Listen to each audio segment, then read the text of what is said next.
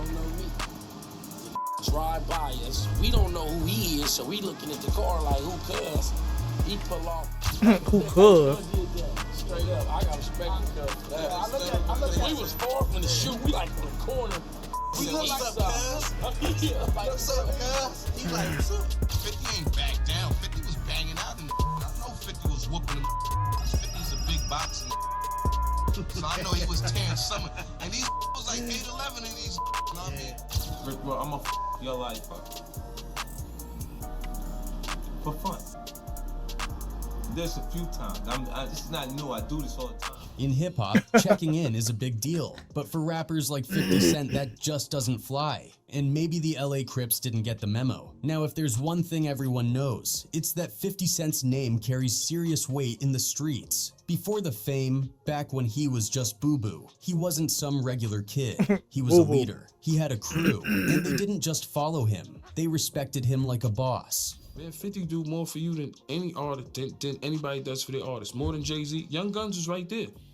Young Guns was right next to me. He was like, Jay-Z don't do what 50 do for you. 50 was different. He had that hunger, that drive to turn nothing into something. That's crazy. He wasn't just running the streets. He was playing the game like chess, always thinking 10 steps ahead. But the streets don't play fair. Every day was a test, full of risks and tough choices. Some choices worked out, some didn't. If that doesn't give you a hint about who he truly is, nothing will. What's crazy is, despite all that respect from the streets, 50 was never actually part of the Bloods, the Crips, or any gang. Sure, he grew up around it, but he always moved on his own terms.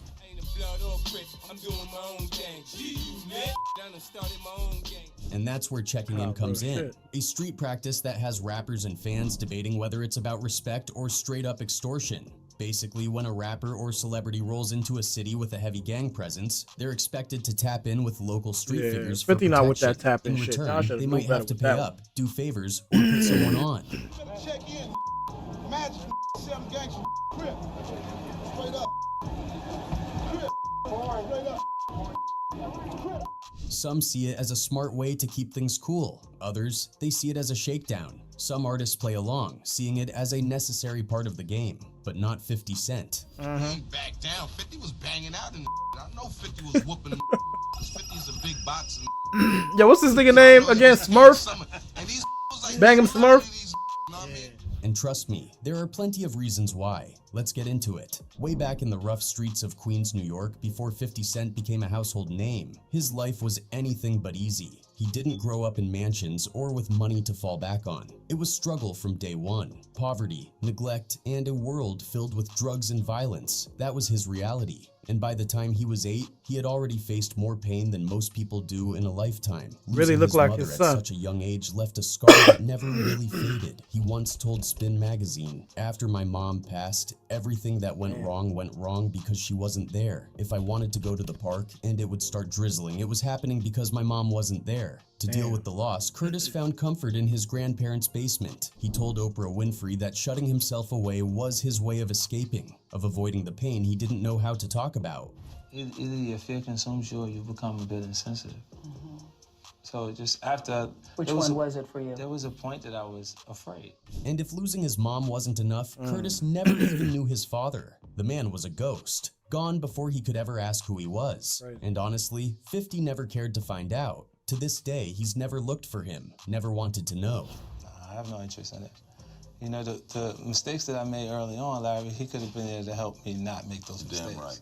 With all that weight on his shoulders, it wasn't Yeah, long but you probably before would have still Curtis did it started anyway. running Keep with it the a kind buck. of crowd that didn't follow the rules. Keep it a buck. By the time he was 12, he saw what was really making money in his neighborhood. Losing your Crack. father definitely To him, it wasn't a put you choice. behind, though, bro. It was the only way to survive. He once said, "It don't seem like one of the options. It seems like the only option." But that path came with consequences. It wasn't long before the law caught up with him. At 19, he got arrested twice in just 3 weeks, once for selling coke to an undercover cop, and again when they found a gun on him. Getting locked up made one thing clear. If he kept going down this road, he wouldn't make it out. He was one of the biggest, youngest drug dealers at that time.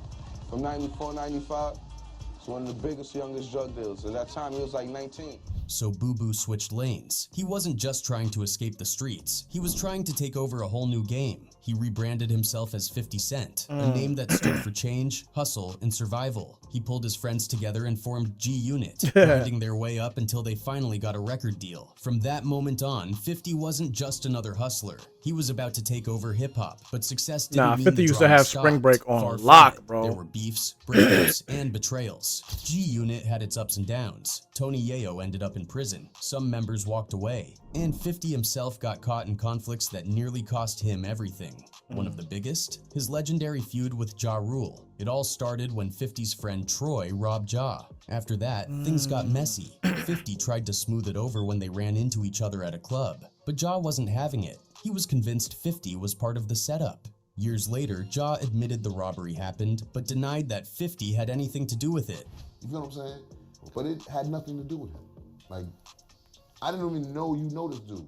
And that was just the beginning. Now, enter Kenneth Supreme McGriff, a big-time drug kingpin who had shifted gears and was now deep in the music game, rolling with Ja Rule and Murder Inc. Supreme wasn't just some background figure, he was a major player at the label, making sure its artists were protected. So when he told 50 to back off from Ja, 50 agreed, out of respect. After all, Supreme was someone he once looked up to, but 50 being 50, he couldn't just let it go. He still threw shots at Ja in his track Your Life's on the Line.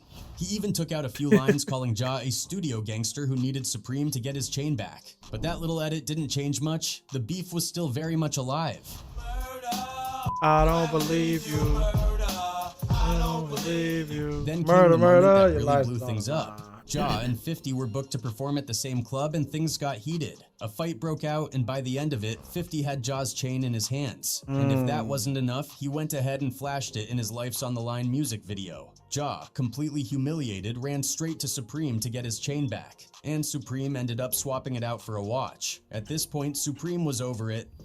For breakfast, a watch was exchange for your necklace, and your boss is a 50 was messing up Ja's image, and Supreme was getting tired of cleaning up his mess. Yo, Things between what? him and 50 kept getting worse, especially when 50 started hanging around guys like E-Money Bags, Big Nose Troy, and Green Eyed Born, all of whom had serious beef with Damn, I heard Supreme. they all died Then, though, right? Just when things were already tense, 50 dropped Ghetto Quran, a track that spilled a little too much about Supreme's past. And let's just say Supreme did not appreciate the shout-out. Fed Prince and respect Supreme. Boy, you slow. I'll break it down illa. Supreme was the businessman and Prince was the. Around this time, someone tried to take Supreme out at a gas station, and he was convinced 50 had something to do with it. That was the final straw. Supreme decided 50 had to go, so he put a hit on him and hired none other than Daryl Homo Baum, a feared street figure who also happened to be Mike Tyson's former bodyguard, to do the job. Now, if you don't know who Homo was, let's rewind a bit. After Mike Tyson dominated Lou Savarese in the first round of their fight, he gave one of his signature wild post-fight interviews. But this time, he kicked things off by dedicating his victory to a fallen friend, Daryl Homo Baum. Is that your shortest fight ever? I bet what if there's only one God and Muhammad blessing the people upon him as his prophet? I dedicate this fight to my brother, Daryl Baum, who died. Homo wasn't just some random guy in Tyson's really circle. He was everything. A serious figure from Beef Brooklyn's with everybody. Lafayette Gardens projects. Despite being only about 5'7" and walking with a limp, his reputation was solid. People didn't call him Homo because he was a killer. They called him that because, as a teenager, he was known for knocking people out with one punch and robbing them right after. So how did he go from the streets to being Iron Mike's bodyguard? Well, back when they were both young and wild, Homo and Tyson actually met in juvie. Their lives took different paths. Tyson became the heavyweight champ, while Homo ended up spending most of the 90s in prison for robbery. But when he finally got out on New Year's Eve in 1999, Tyson wanted to help him start fresh. He hooked him up with cash, a Rolex, a car, and a job as his personal bodyguard. But rumor has it, Homo wasn't the type to live off handouts. He wanted to make his own money. Right He's after a fool. Homo linked up with the Peanut Crew and started rolling with Kenneth Supreme McGriff. But by this time, he was 34, and the streets were full of younger, hungrier guys looking to make a name for themselves. Still, Homo wasn't the type to back down.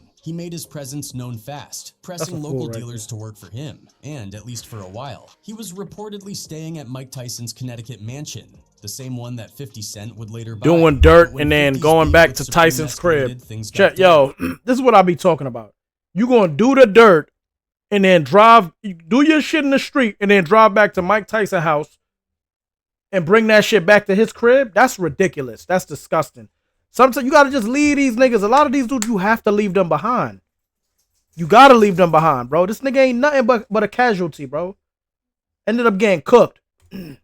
Supreme decided it was time to take 50 out and put a hit on him. On May 24th, 2000, 50 was leaving his grandmother's house with his son inside and his grandmother standing in the front yard. As he got into the back seat of a car, another car pulled up, and a shooter walked straight to the window. Letting off 9 shots from a 9mm 50, took bullets in the hand, arm, hip, both legs, chest, and even his left cheek. A few inches higher, and that would have been it. But against all odds, he survived. 3 weeks in the hospital, multiple surgeries, and he pulled through. His recovery became the stuff of legend, one of the wildest comeback stories in hip-hop. Fast forward 3 years and 50 dropped Many Men, where he hinted that Homo was the shooter. But by then, Homo was already gone. Not because of 50, but because the streets had their own score to settle. What goes around comes around. Homo shot me 3 weeks later, he got shot down. Homo was shot and K-worded just 3 weeks after the hit on 50, but it was unrelated, just bad timing. At the time, he was part of the Peanut Crew, run by Ivory Peanut Davis and James J.R. Hamilton. The whole thing traced back to a turf war that kicked off in June 1999, when Myron Wise Hardy was K-worded in the Lafayette Gardens projects. Myron was part of the Cash Money Brothers, CMB, a crew that ran the crack trade in Bed-Stuy. His brother Damian World Hardy was locked up at the time, but when he heard about Myron's mother, he wanted revenge on everyone tied to the Peanut Crew, including Homo, even though Homo had been in prison when the hit happened. The suspected killer, Peanut Davis's nephew, Rummel Davis. That summer was straight up chaos for the Peanut Crew. Damian sent his top boy took him out. enforcer, Nah. Granton, to start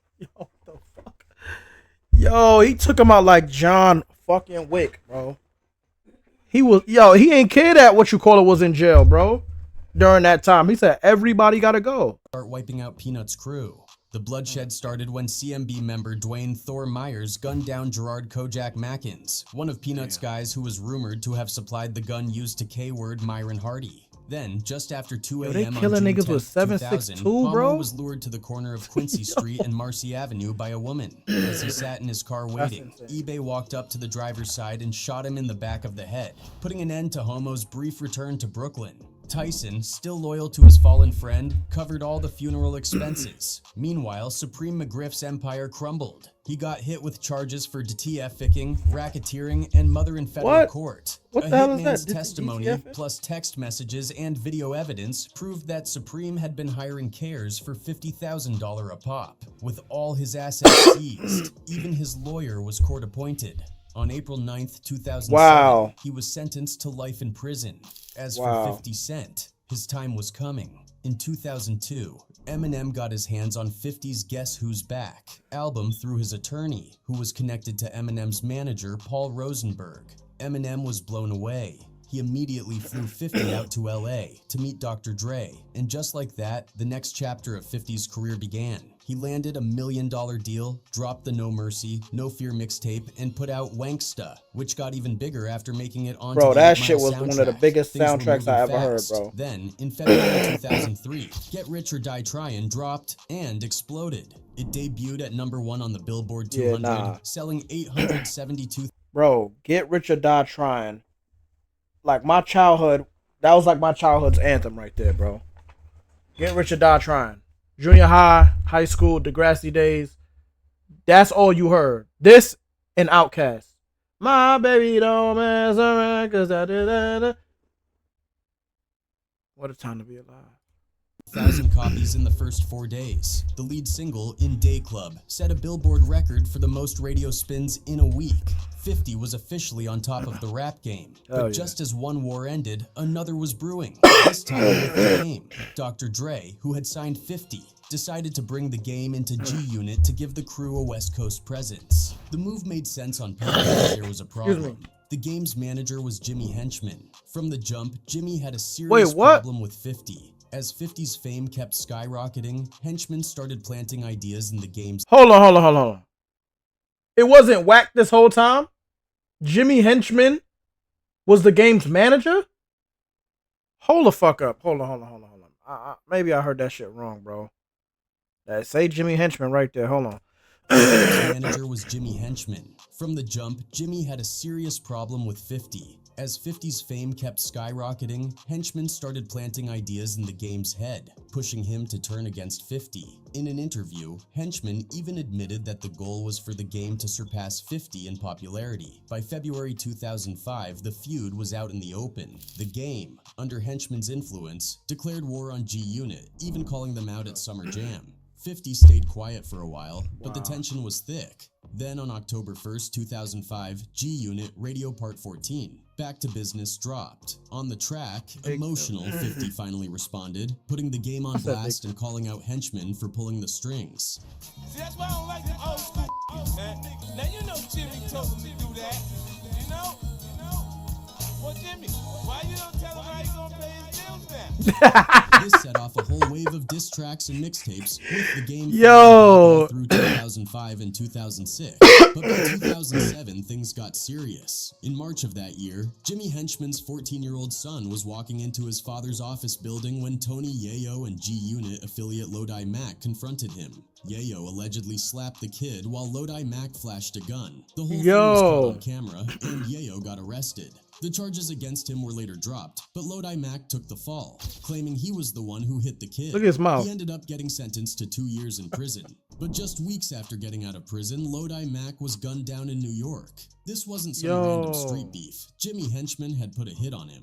And that was just the beginning of the madness Henchman unleashed on 50 Cent and Tony Yayo. Wow, I had no knowledge of this, 50 was straight out of an action movie. He was driving down Manhattan's West Side Highway, gun in hand, ready to shoot up 50's building. But just as he was about to make his move, he noticed some cops trailing him and had to abort.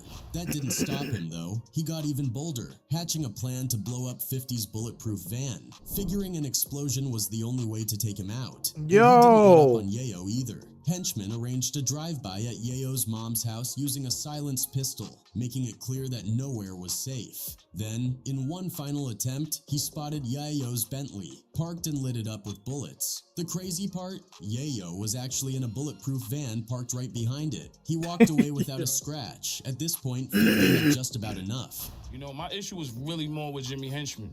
And then, you know, as we leaving, I left Apollo around the corner. My Bentley got shot up, but luckily I was in my bulletproof truck behind the Bentley. He wasn't about to sit around and play defense anymore. Instead of waiting for something to happen, he flipped the script and took matters into his own hands. Knowing some of Henchman's guys were hanging around in Atlanta, he tracked down one of their addresses and made sure they knew he meant business. The threats started rolling in, and just to drive the message home, his crew even left a dead rat on someone's doorstep. A crystal clear sign that things were about to get real. And of course, 50 being 50, he didn't just handle it in the streets. Nah, this is some gangster shit. Too, calling out Supreme and Jimmy by name on Get the Message from the War Angel LP, making sure the world knew exactly where he stood.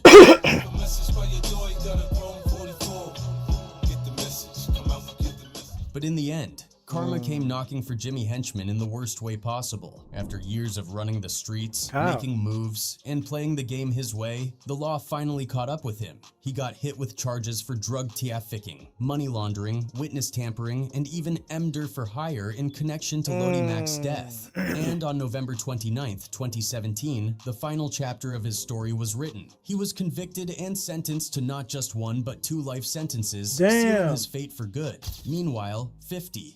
I thought Jimmy Henchman died. Untouched and more powerful than ever. While his enemies either ended up locked up or taken out, he kept climbing, turning his street legend into a global empire. Over 30 million albums sold, a Grammy, an Emmy, and a shelf full of Billboard, World Music, American Music, and BET awards. He didn't just survive, he dominated. From taking 9 bullets to taking over the rap game, 50 Cent's story isn't just wild, it's legendary.